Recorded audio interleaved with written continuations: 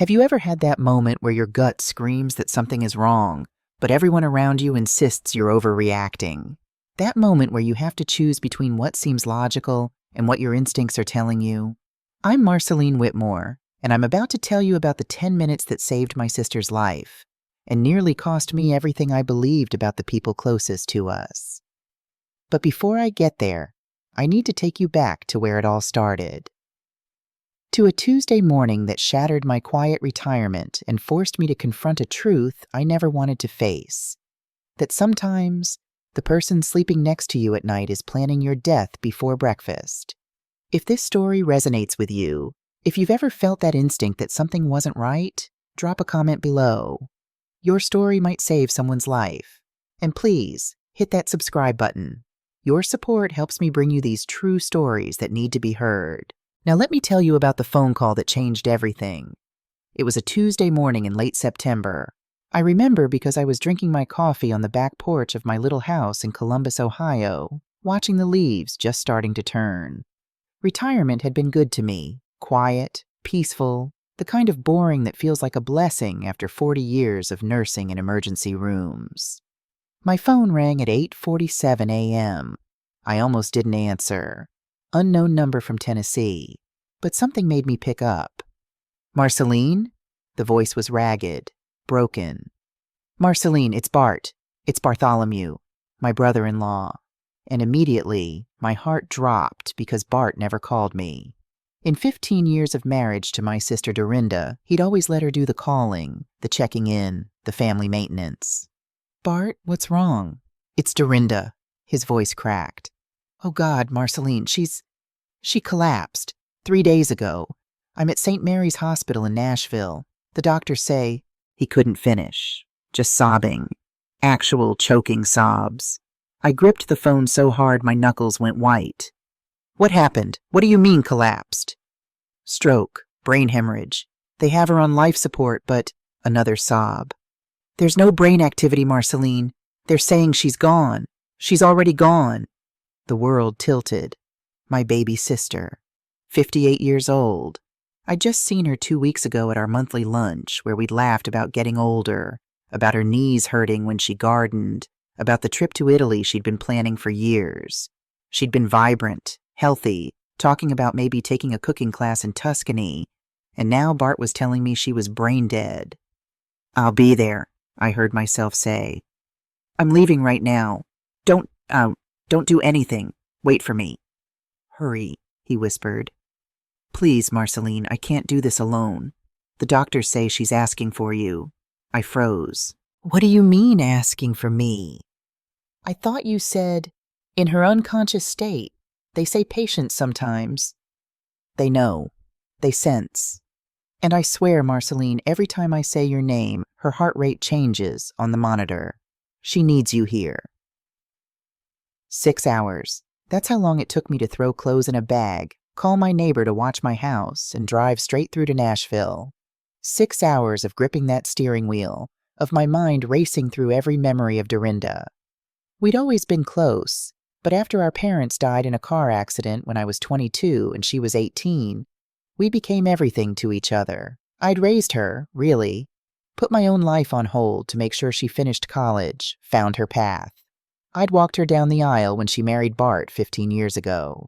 Bartholomew Hawkridge, successful real estate investor, charming, confident. He'd swept Dorinda off her feet with his big promises and bigger bank account. The house she'd always dreamed of. The security she'd never had growing up. I'd liked him well enough. Maybe had some reservations. He was a bit too smooth, a bit too concerned with appearances. But Dorinda loved him, and he seemed to adore her. But there'd been something she'd said 2 weeks ago at lunch. It nagged at me during that entire drive. We'd been talking about nothing important, her garden, my book club, when suddenly Dorinda had gotten quiet. She'd stirred her iced tea, not meeting my eyes. Marcy, she'd said softly, if anything ever happened to me, you'd make sure things were handled right, wouldn't you? I'd laughed it off. Nothing's going to happen to you, Dory. You're healthy as a horse. I know, but just promise me. You'd ask questions. You wouldn't just accept what people told you. You're being morbid. She'd looked at me then, really looked at me, and I saw something in her eyes I couldn't quite name. Fear, resignation. Just promise, Marcy. I promise. But seriously, where is this coming from? She'd smiled, but it didn't reach her eyes. Nothing. Just getting older, thinking about mortality. Ignore me. But she'd also called me a week before that, late at night, which was unusual. Asked me a strange question. In your nursing experience, she'd said, could someone poison another person gradually? Like doses so small they wouldn't show up right away? What? Dorinda, what kind of question? Just theoretically. For a book I'm reading. Could someone do that? I'd explained that yes, theoretically, certain substances could accumulate in the body over time. Heavy metals, some synthetic compounds. But it would be incredibly difficult to do without detection. And why was she asking? Just curious, she'd said quickly. The mystery novel I'm reading. Thanks, Marcy. Love you.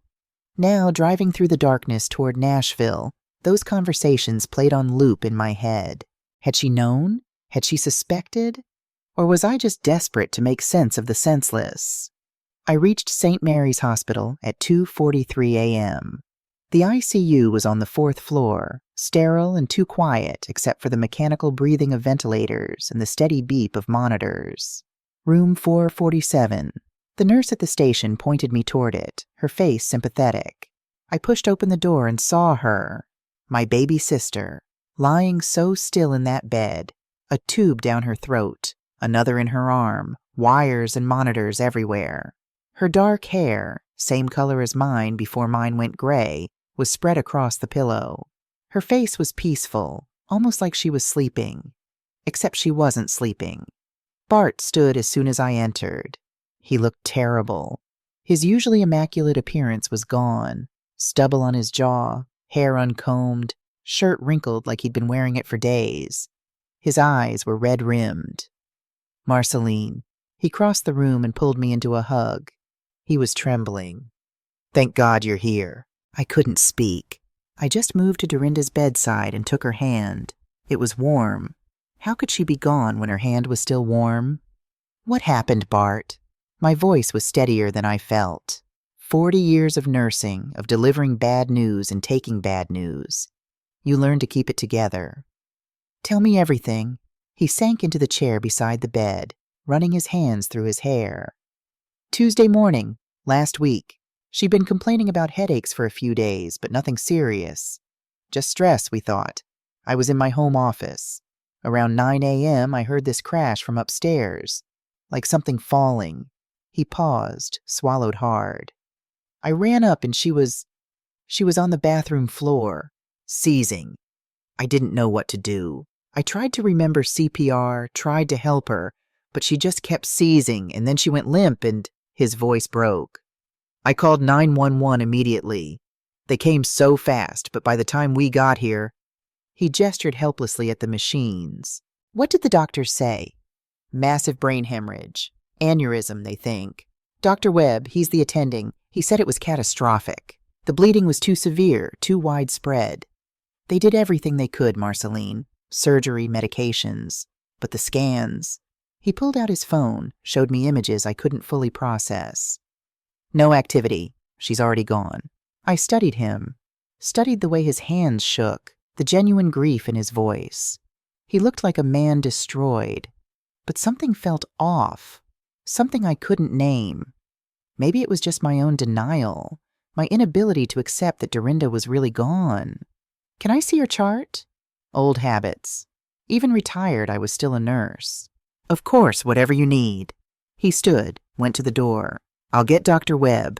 He'll want to talk to you anyway, about next steps. After he left, I stood alone with my sister, held her hand, watched the machine breathe for her.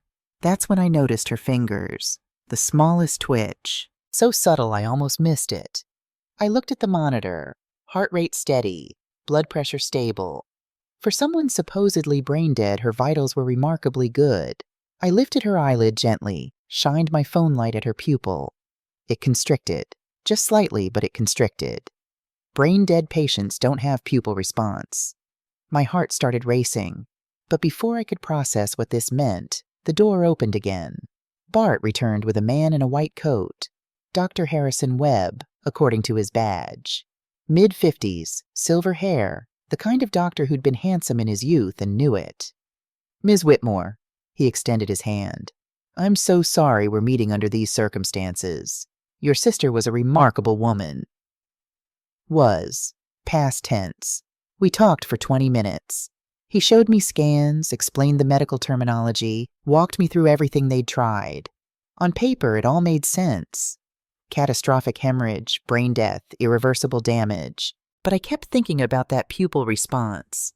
Finally, I asked, "Can I see the imaging myself? I was a nurse for 40 years, ER and ICU. I can read scans." Something flickered in his eyes, just for a second. Then the professional mask returned. "Of course. I'll have them pulled up for you tomorrow. It's late now, and honestly, Ms. Whitmore, you should rest. This is a marathon, not a sprint. Your sister's condition is stable for now." Stable. Another word that didn't quite fit with brain dead. But I was exhausted, grief-stricken, and maybe I was seeing things that weren't there, grasping at hope where there was none. Bart offered to drive me to a hotel. I accepted. As we left, I looked back at Dorinda one more time, and I could have sworn I saw her eyelid flutter. Wednesday morning, I was back at the hospital by 8 a.m. Bart was already there, along with someone I hadn't met the night before. A woman, mid-30s, blonde, expensively dressed. She stood close to Bart. Too close. "Marceline, this is Vivian Ashford," Bart said. "She's a grief counselor the hospital assigned to us. She's been incredibly helpful." Vivian extended a manicured hand. "Ms. Whitmore, I'm so sorry for what you're going through. Please know that I'm here to support you and Bartholomew through this difficult time." Support Bartholomew. Not support you both. Not support the family. And the way she said his full name, Bartholomew, with a familiarity that felt off. "Which agency are you with?" I asked, my nurse instincts kicking in. "I'd like to have your supervisor's contact information, hospital protocol and all." A flash of something crossed her face, then smooth recovery. "Of course, Serenity Path Associates. I can provide all the credentials you need." But she didn't offer them right then, and I noticed she wasn't wearing a hospital badge like every other counselor I'd ever seen. Over the next 2 days, I watched, and the more I watched, the more things didn't add up. Dr. Webb avoided direct eye contact when he talked about Dorinda's prognosis. He'd explain the medical facts but never looked at me while doing it. Bart kept pushing for decisions. "We need to think about next steps," he'd say. "The doctors say we shouldn't wait too long. It's cruel to keep her on machines when there's no hope." But it had only been 3 days. 3 days wasn't long at all for this kind of decision. And Vivian, she was always there, always touching Bart's arm, standing close, whispering to him. Their body language was too intimate for a grief counselor and a grieving spouse. Thursday afternoon, I went back to my hotel to shower and try to sleep. When I returned at 11 p.m., I couldn't stay away. I saw something through the window of Dorinda's room before I entered. Bart and Vivian, standing by Dorinda's IV pole. Vivian was at the door, watching the hallway. Bart had his hand on something near the IV line. I pushed the door open. They jumped apart. "Marceline!" Bart's smile was too bright. "We didn't expect you back tonight." "Couldn't sleep." I looked at the IV bag. "Everything okay here?" "Fine, fine," Vivian said quickly. "I was just explaining Dorinda's medication to Bartholomew, the pain management protocol." "What pain management?" I moved closer. "Brain-dead patients don't feel pain." "Comfort care," Dr. Webb's voice came from behind me. I hadn't heard him approach. "Standard protocol, Ms. Whitmore, even for patients in Dorinda's condition." But I'd been a nurse for 40 years. I knew comfort care, and I knew that IV bag had been changed when it shouldn't have been. I made a mental note to check the medication log. Something was wrong here. Very wrong. Friday morning, Bart called my hotel room at 8 a.m. "Marceline, we need to talk." His voice had a brightness to it that felt forced. "Can you come to the hospital? There are some papers we need to discuss." The doctors think it's time to make a decision. 4 days. He wanted me to make a life or death decision after 4 days. What kind of decision? The DNR, do not resuscitate, and removing life support. Dr. Webb says there's no point in prolonging this. Dorinda wouldn't want to be kept alive by machines. She always said that. Had she? I tried to remember if we'd ever had that conversation. We talked about a lot of things over the years, but I couldn't recall Dorinda ever specifically saying she wouldn't want life support. I'll be there at 3:30, I said. Thank you, Marceline. I know this is impossibly hard, but we have to think about what Dorinda would want. And the costs. ICU is $10,000 a day. The insurance is getting complicated. We can't let this drag on forever. The costs. He was thinking about money while his wife lay dying. Or maybe I was being unfair. Maybe he was just overwhelmed, trying to be practical in an impossible situation. But that word, costs, stuck with me. I spent the day trying to make sense of my suspicions. Went to the hospital cafeteria, pulled up my laptop, started researching. Brain death criteria, ICU protocols, standard timelines for end-of-life decisions. And I kept coming back to one thing. Dorinda's pupil response. The way her fingers had twitched, the warmth of her skin. At 3:25 p.m., I walked into her room. Bart and Vivian were already there. Vivian wasn't even pretending to be a grief counselor anymore. She stood proprietarily close to Bart, their shoulders touching. On the bedside table was a stack of papers, a pen placed carefully on top. Marceline. Bart's face lit up, but there was something underneath the grief. Anticipation? Relief? Thank you for coming. I have everything ready. We just need your signature as healthcare proxy. Here, here, and here. He pointed to 3 different signature lines, talking fast. Too fast. My hand reached for the pen, and that's when the door opened and a young nurse I'd never seen before walked in. She was maybe 28, with strawberry blonde hair pulled back in a tight ponytail. Her name badge read, Sarah Beth Thompson, RN. She walked straight to me, and when her hand closed around my wrist, stopping me from picking up that pen, I felt her trembling. But her voice was steady, urgent. Ms. Whitmore, I need to speak with you about your sister's medication schedule. Hospital protocol requires I go over this with family members. It will only take 10 minutes. Bart's face went red. Nurse Thompson, this is not the time. 10 minutes, Sarah Beth repeated, looking directly at me.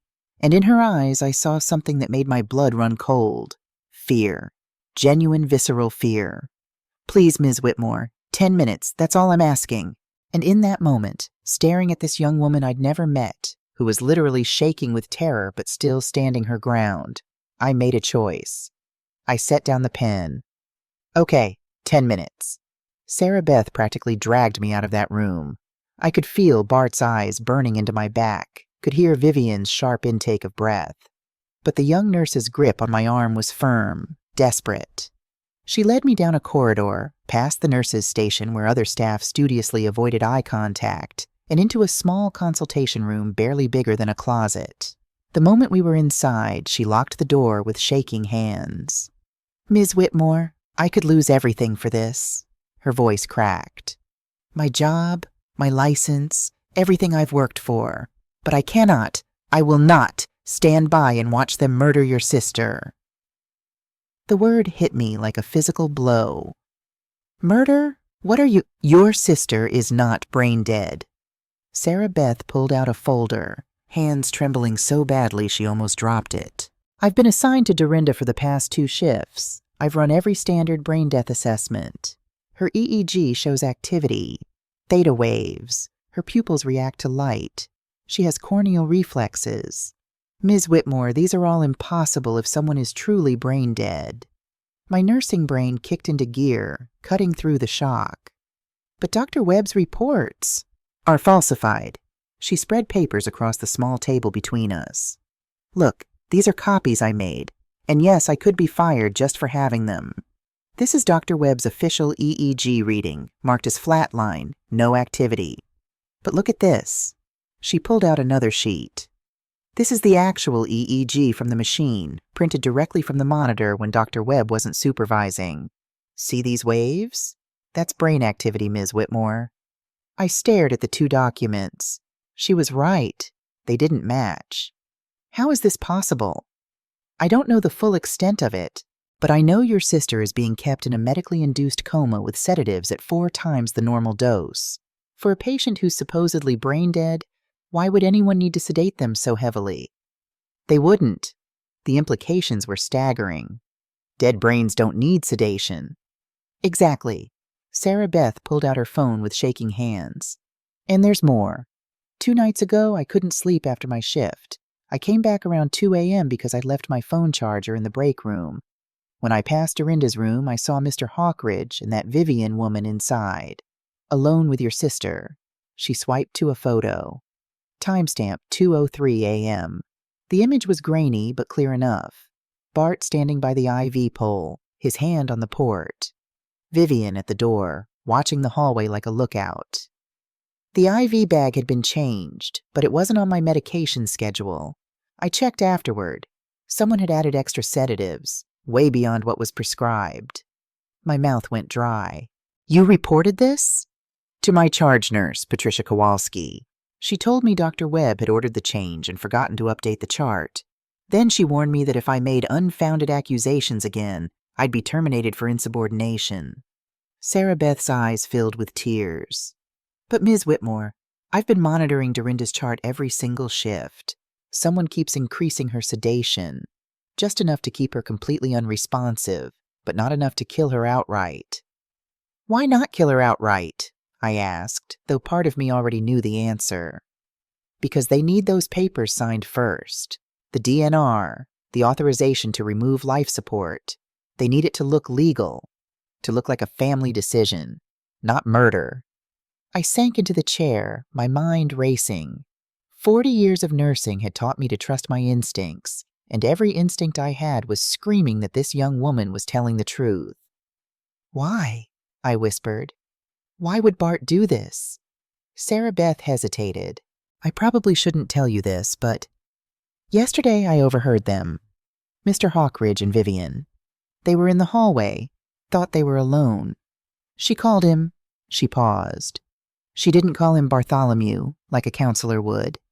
She called him Barty, like a nickname, an intimate nickname. They're having an affair. It wasn't a question. I think so. And they were talking about being finally free, and something about moving somewhere warm once this is all over. Sarah Beth looked at me with those earnest, frightened eyes. Ms. Whitmore, your sister has a $3 million life insurance policy. I know because it's listed in her hospital registration.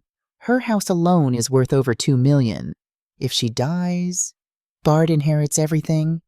The pieces were falling into place with horrible clarity. But if she wakes up and divorces him, especially if she has grounds like adultery, he might get nothing depending on their prenup.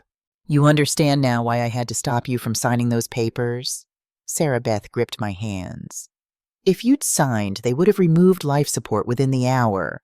And I genuinely believe that with the right treatment, with proper sedation reduction, Dorinda could wake up.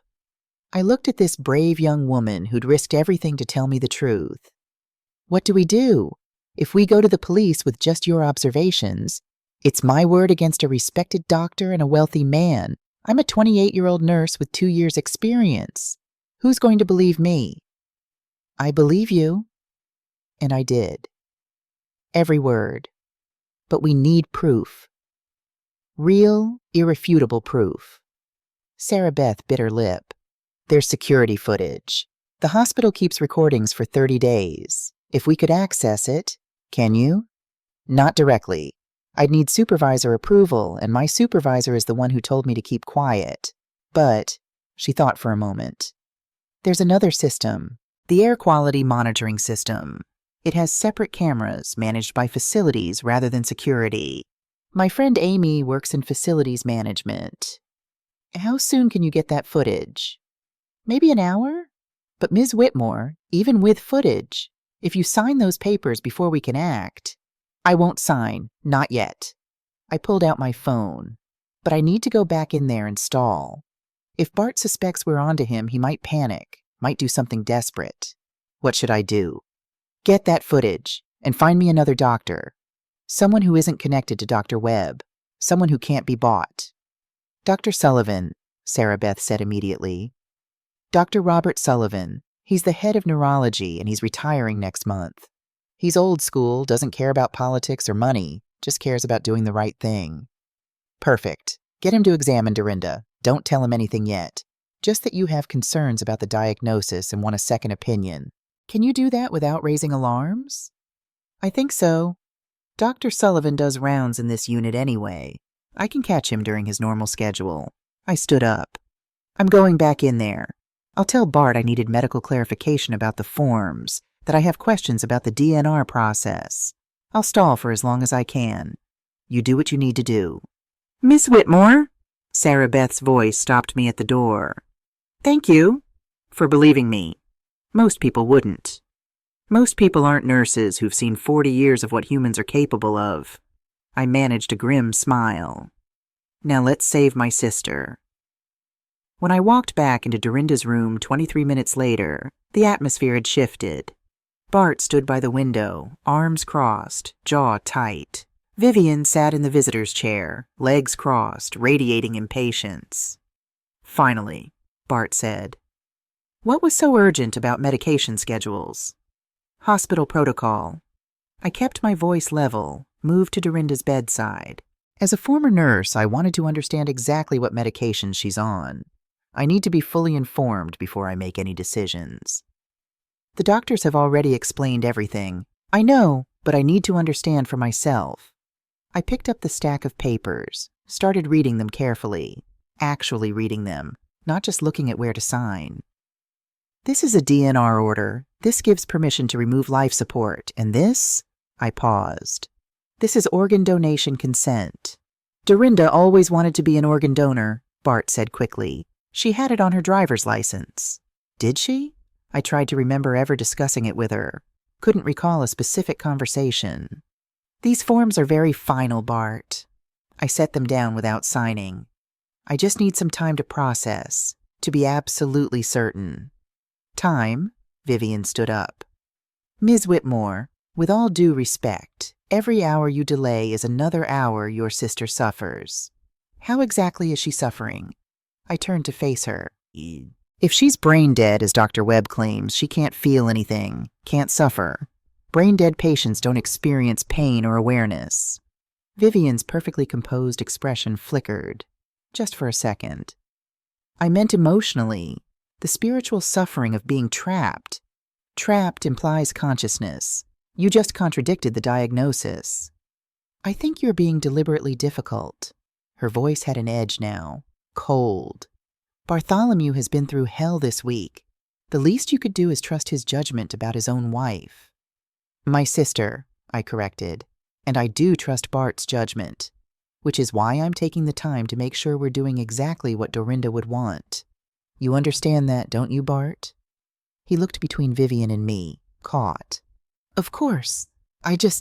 Marceline, I can't keep watching her like this. It's destroying me. I understand, but this is irreversible. Once we sign these papers, once life support is removed, there's no going back. Surely we can take another day or two to be absolutely certain. The doctor said, Bart started, I'd like to speak with Dr. Webb again, and maybe get a second opinion. That's standard practice for end-of-life decisions, isn't it? Bart's face flushed red.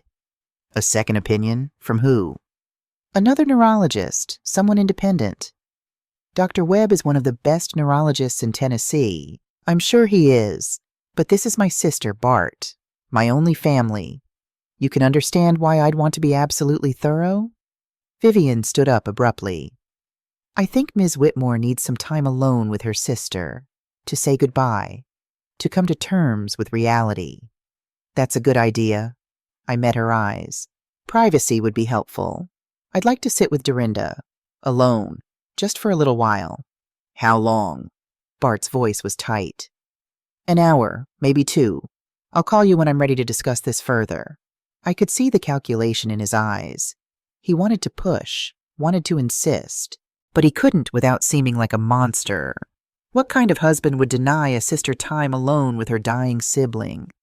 "Fine," he said finally. "We'll be in the cafeteria. Call me when you're ready."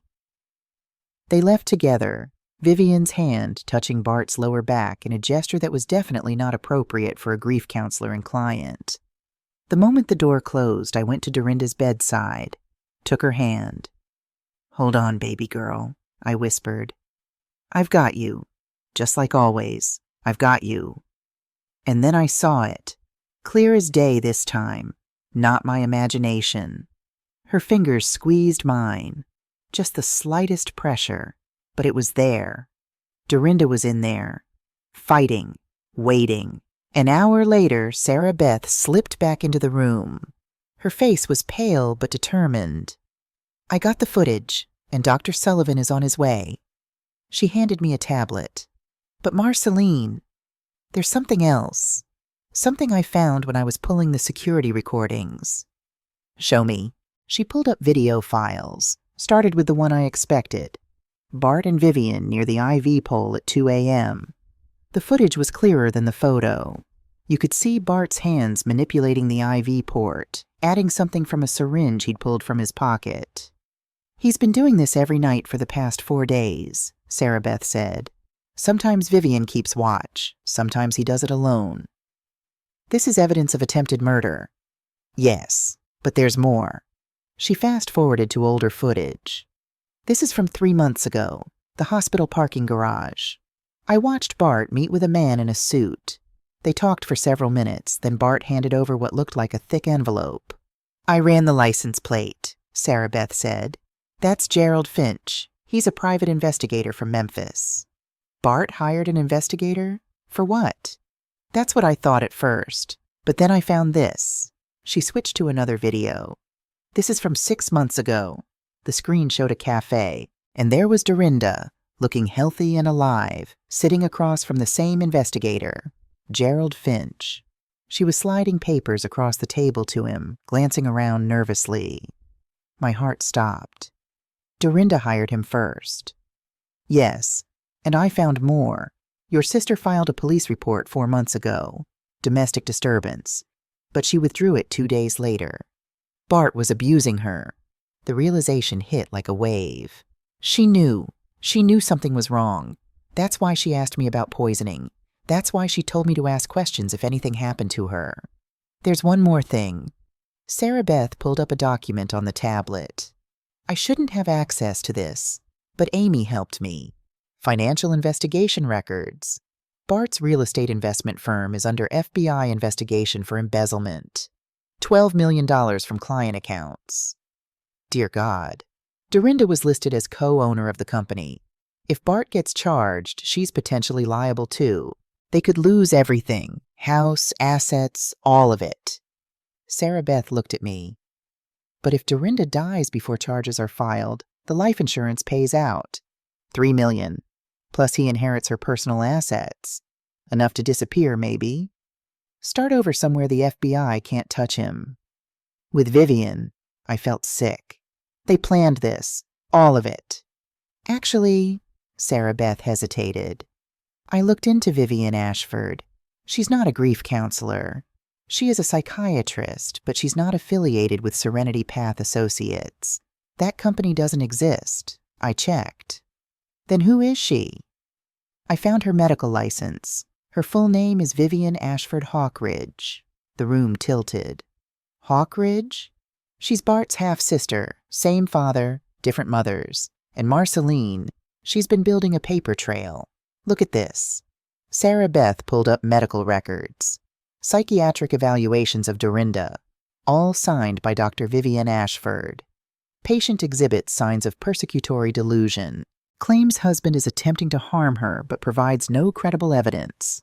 Patient's paranoid ideation has escalated. Recommends psychiatric intervention. Patient continues to make false accusations. Family reports this is part of a pattern of unstable behavior. "They've been planning this for months," I whispered, making it look like Dorinda was mentally ill, so if she ever accused Bart of anything, no one would believe her. They'd say she was delusional. Sarah Beth's voice was shaking. And now if she wakes up and tries to tell people what really happened, they'll say her brain damage has made her confused, paranoid, that the coma has affected her mental state. The full scope of the conspiracy was staggering. They've covered every angle. The door opened. An older man with a gray beard and sharp, intelligent eyes walked in. Dr. Sullivan. Nurse Thompson, you said you had concerns about a patient? Dr. Sullivan, this is Marceline Whitmore. The patient is her sister. Sarah Beth straightened. I believe the brain death diagnosis is incorrect and that the patient is being deliberately kept unconscious. Dr. Sullivan's eyebrows rose. That's quite an accusation. Who's the attending? Dr. Harrison Webb. Something shifted in Dr. Sullivan's expression. I see. Well then, let me examine the patient myself. Dr. Robert Sullivan moved with the careful precision of someone who'd spent 50 years perfecting his craft. He examined Dorinda methodically, checking pupil response, testing reflexes, studying the monitors with a critical eye that missed nothing. After 20 minutes of silence, he straightened and looked at me. This woman is not brain dead. The words I'd been desperate to hear, but hearing them confirmed made my knees weak. Sarah Beth caught my elbow. Her pupils react to light, Dr. Sullivan continued, his voice tight with controlled anger. She has corneal reflexes. Gag reflex is present. Her EEG shows clear theta wave activity. These findings are completely incompatible with brain death. Then why did Dr. Webb? I started. Because Harrison Webb is a liar and a fraud who should have lost his license 5 years ago. Dr. Sullivan's jaw was set. There was a malpractice case. A patient died due to his negligence. A wealthy family paid off the victim's relatives and the hospital administration buried it. I tried to report him to the medical board. They made sure my complaint disappeared. He pulled out his phone, started making calls. I'm ordering an immediate reduction of sedatives and a full toxicology panel. If what Nurse Thompson suspects is true, Mrs. Hawkridge should show signs of consciousness within 6 to 8 hours. 6 to 8 hours? I glanced at the door. Bart will know something's wrong before then. Let him know. Dr. Sullivan's eyes were hard. Because I'm also calling hospital administration and the police. If Dr. Webb has falsified a brain death diagnosis, that's not just malpractice. That's conspiracy to commit murder. Sarah Beth spoke up, her voice steady now. Dr. Sullivan, there's more you should know. We have security footage of Mr. Hawkridge tampering with the IV, and financial records showing motive. Dr. Sullivan listened as Sarah Beth laid out everything. The embezzlement investigation, the life insurance, Vivian's fake credentials and psychiatric reports. When she finished, his face had gone gray. My God, this isn't just medical fraud. It's a calculated murder plot. He looked at me. Ms. Whitmore, how long can you keep Mr. Hawkridge away from this room? I told him I needed a couple hours. That was an hour ago. Then we're running out of time. He made another call. I need hospital security to room 447 ICU and contact detective. He paused, looked at Sarah Beth. Who's the best detective in Nashville PD? Detective Raymond Mitchell, Sarah Beth said. He handled a case in this hospital last year. He's thorough. Won't be intimidated by money or influence. Dr. Sullivan relayed the information, hung up. They're sending officers now. We need to keep Mr. Hawkridge contained until they arrive. My phone buzzed. Text from Bart. Where are you? It's been over an hour. I'm coming back up. He's on his way, I said. Dr. Sullivan moved to the door. Then we're about to find out just how desperate he really is. But before Bart could arrive, Sarah Beth's phone rang. She answered, listened, then her eyes widened. There's someone in the lobby asking for you, Marceline. Says his name is Gerald Finch and that Dorinda Hawkridge hired him. He says if you're Dorinda's sister, you need to see what he has. Now. My heart raced. The private investigator. I'll stay with Dorinda, Dr. Sullivan said. Security is already on their way. Go. Sarah Beth and I ran to the elevator, rode down in tense silence. In the lobby, a man in his 50s with salt and pepper hair and sharp eyes stood near the information desk, holding a briefcase. "Ms. Whitmore?" He extended his hand. "Gerald Finch. I've been waiting for someone from Dorinda's family to contact me. When I heard she was hospitalized, I came as soon as I could." "You have evidence?" I asked, not bothering with pleasantries. "More than evidence. I have everything." He gestured toward the cafeteria. "We need to talk, now." 5 minutes later, we sat at a corner table, and Gerald Finch opened his briefcase like he was revealing state secrets. "Your sister hired me 6 months ago. She suspected her husband was poisoning her." The words hung in the air. Sarah Beth and I exchanged glances. "She knew?" I whispered. "She knew." Gerald pulled out a thick folder. She'd been feeling progressively worse. Headaches, dizziness, memory problems. Her doctor said it was stress. But Dorinda was smart. She started documenting everything. When she ate, when she felt sick, who was around. She noticed a pattern. He spread documents across the table. Medical records. A journal in Dorinda's handwriting. Photos. Every time Bartholomew made her morning coffee, she'd feel worse within an hour. So she started taking samples. Had them tested by a private lab. He pointed to a lab report. Synthetic peptide. Small doses, barely detectable. Over time, it accumulates in the system, causes neurological damage that mimics natural conditions. "Oh, Dory," I breathed. "You were trying to prove it." She was, but she needed more than just the poisoning. She needed to understand why. Gerald pulled out financial records. So I dug into Bartholomew's business. Found the embezzlement. $12 million, funneled through shell companies over 3 years. The FBI was closing in. Dorinda was listed as co-owner. She'd signed papers years ago without really understanding what they were.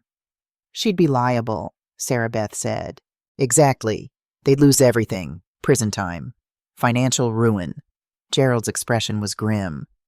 "But if Dorinda died before charges were filed, life insurance pays out first. $3 million. Plus her personal assets, another $2 million. Bart could take that money and disappear." "With Vivian," I said. "His half-sister, yes. I found their connection, too. Same father, Reginald Hawkridge. Left Vivian's mother when Vivian was a child, married Bart's mother. The siblings reconnected 5 years ago at their father's funeral. They've been unusually close ever since." He pulled out more papers. Emails. Text messages. Photos of Bart and Vivian together in ways that suggested their relationship went beyond familial. "Dorinda knew about the affair?" I asked.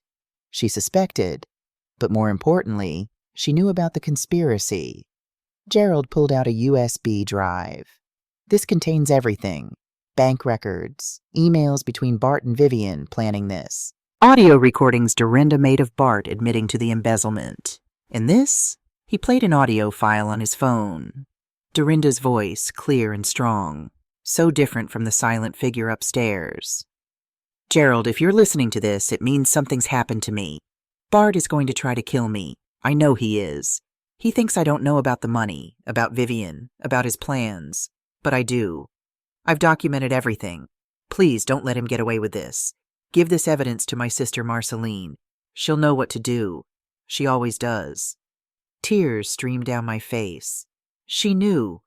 This whole time she knew, and she was trying to protect herself. "She was incredibly brave," Gerald said quietly. "But Bart discovered her investigation 2 weeks ago. She'd left her laptop open and he saw the files. That's when he accelerated his timeline. The final dose was supposed to kill her instantly. Massive stroke, no chance of survival." "But it didn't work," Sarah Beth said. "She was stronger than he expected." "Exactly. So he improvised. Got Dr. Webb to falsify the brain death diagnosis. Got Vivian to play grief counselor and push for a quick decision." Gerald looked at me. "If you'd signed those papers today, she'd be dead within the hour." I wiped my eyes. But I didn't sign, because a brave young nurse risked everything to stop me. "There's one more thing," Gerald said, his expression darkening. "Bart tried to cover his tracks by framing someone else." "Who?" but even as I asked, cold dread filled my stomach. You, Ms. Whitmore. Gerald pulled out more documents. That synthetic peptide prescription. It was filled at a pharmacy in Columbus, Ohio. Your hometown. The pharmacist's records show it was picked up by patient's sister. There are even text messages on Dorinda's phone, messages you never sent, about helping her end her suffering. He was going to blame me, I whispered. If his plan had worked perfectly, yes. Dorinda dies, the investigation finds evidence of poisoning, and all roads lead to you. Bart plays the grieving husband who suspected his unstable sister-in-law all along. Vivian provides psychiatric testimony about family dysfunction. You go to prison for murder, Bart inherits everything, and they disappear together. Sarah Beth looked sick. He thought of everything. Almost everything. Gerald smiled grimly. He didn't count on Dorinda being thorough enough to hire someone like me. And he didn't count on you refusing to sign those papers. My phone buzzed. Bart again. Marceline, where are you? I'm in Dorinda's room and you're not here. We need to talk now. He's panicking, I said. Gerald stood. Then let's go give Detective Mitchell everything he needs to arrest that bastard. We rode the elevator back up, Gerald carrying his briefcase of evidence. When the doors opened on the 4th floor, we could hear raised voices. Bart was in the hallway outside Dorinda's room, face red, arguing with Dr. Sullivan. 2 uniformed police officers stood nearby. Vivian was with him, looking less composed than before. Absolutely ridiculous, Bart was saying. I have every right to be in my wife's room. You can't keep me out. Actually, I can, Dr. Sullivan said calmly. As of 20 minutes ago, I am the attending physician on this case, and I have serious concerns about your wife's diagnosis and treatment. What the hell are you talking about? I'm talking about the fact that your wife is not brain dead, Mr. Hawkridge. She's been deliberately kept in a medically induced coma with sedatives far exceeding safe levels. Bart's face went white, then red. That's absurd. Dr. Webb is being escorted out of the building by security as we speak. His medical license will be suspended pending investigation. Vivian grabbed Bart's arm. Bartholomew, we should call your lawyer. And you, Dr. Sullivan turned to her. Vivian Ashford Hawkridge, you're not a grief counselor. You're a psychiatrist who's been falsifying records to make Dorinda appear mentally unstable. I don't know what lies you've been told, Vivian started. They're not lies. I stepped forward, Gerald and Sarah Beth behind me. We have everything. The security footage of you two tampering with Dorinda's IV, the financial records showing the embezzlement, the evidence that you've been poisoning my sister for months. Bart's eyes locked on mine. For a moment, the mask of grief dropped completely. What I saw underneath was pure calculation. Cold, empty. You can't prove anything, he said quietly. Actually, we can. Detective Raymond Mitchell emerged from Dorinda's room. Tall, black, with intelligent eyes and an air of absolute authority. We have security footage, medical evidence, financial records, and testimony from multiple witnesses. We also have recordings your wife made of you admitting to embezzlement. Dorinda was delusional. Vivian tried. Dorinda was investigating her husband's crimes, Gerald Finch said, stepping forward. I'm Gerald Finch, private investigator. Mrs. Hawkridge hired me 6 months ago. Everything she documented, everything she suspected, has been verified. Bart's composure was cracking. This is insane. I love my wife. I would never— You poisoned her. My voice was steady, cold. For 3 months, you gave her synthetic peptides in her morning coffee.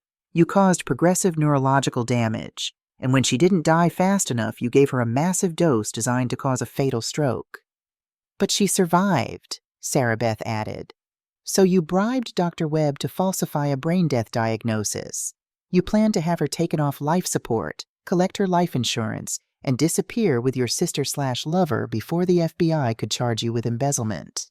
And you tried to frame Marceline for the poisoning, Gerald finished. But you made one critical mistake. What mistake? Bart's voice was barely a whisper. You underestimated how much your wife loved her sister. and how much her sister loved her. Detective Mitchell pulled out handcuffs. Bartholomew Hawkridge, you're under arrest for attempted murder, conspiracy to commit murder, fraud, and obstruction of justice. No! Bart backed away. No, this wasn't supposed to. The FBI was coming. I was going to lose everything. She was going to drag me down with her. She would have helped you, I said quietly. If you'd just been honest. If you'd just asked. But you chose this. Vivian Ashford Hawkridge, Mitchell said, pulling out a second set of handcuffs. You're under arrest as an accessory to attempted murder and conspiracy to commit fraud. Bart? Vivian reached for him, but an officer stepped between them. As they were led away, Bart staring at the floor, Vivian sobbing, I felt Sarah Beth's hand in mine. It's over, she whispered. Not yet, I said, looking toward Dorinda's room. Not until she wakes up. 6 hours later, I sat by Dorinda's bedside, holding her hand. Dr. Sullivan had reduced her sedation to almost nothing. Her brain activity was increasing on the monitors. Sarah Beth sat on the other side, monitoring vitals. Dr. Sullivan checked in every 20 minutes. It could be any time now, he said on his 4th visit, or it could be days. Brain recovery isn't linear. But I knew my sister, knew her strength, knew that if she'd fought this hard to stay alive, she'd fight just as hard to wake up. Come on, Dory, I whispered. You can do this. I need you to wake up. Need you to tell everyone what happened in your own words. Need you to live. Another hour passed, then another. The sun was setting outside the window, painting the room in shades of gold and orange. And then, so subtle I almost missed it, her eyelids fluttered. Sarah Beth, I breathed. Did you see? Dorinda's eyes opened. For a moment she just stared at the ceiling, confused. Then her eyes found mine. Marcy?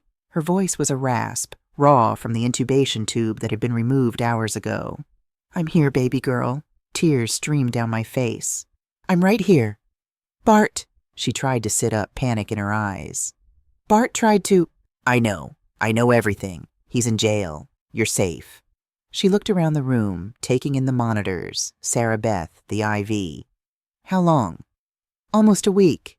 He poisoned you, Dory. That morning. I know. She closed her eyes. I felt it happening. The coffee tasted strange, but I'd already swallowed.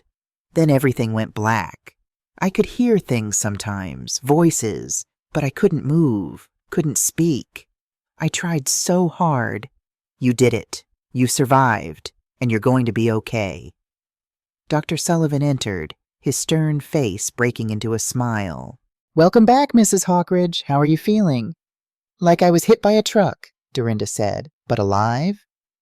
That you are, thanks to your sister and Nurse Thompson here, who refused to give up on you. Dorinda looked at Sarah Beth. Thank you for saving my life.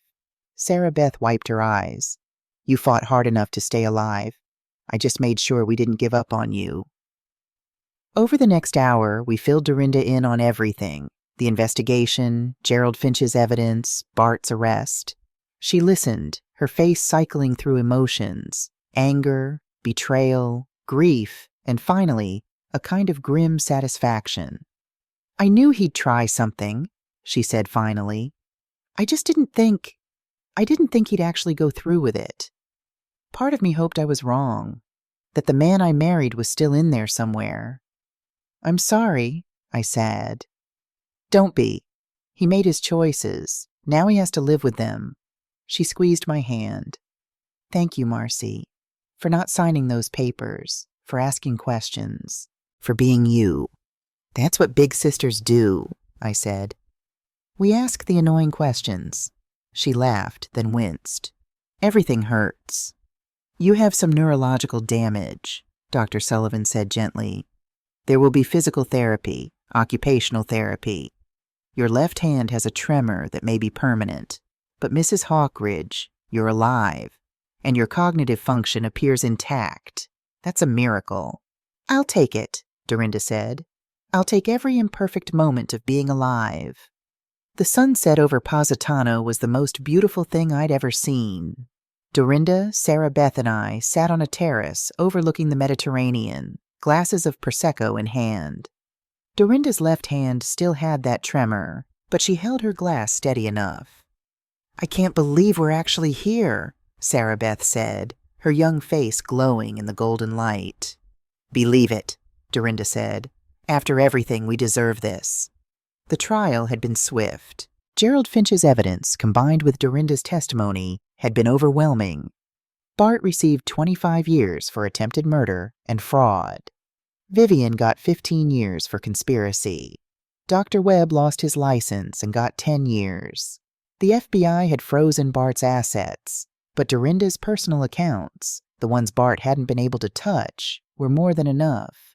She'd paid off Sarah Beth's nursing school loans as a thank you and funded a scholarship in her name, the Courage in Nursing Award, for students who demonstrated exceptional moral bravery. "What will you do now?" Sarah Beth asked. "With everything?" Dorinda was quiet for a moment, watching the sun sink into the sea. "I'm starting a foundation for people who aren't believed when they say they're in danger, for domestic abuse victims whose partners manipulate medical systems, for anyone who's been told they're paranoid when they're actually right." "That's perfect," I said.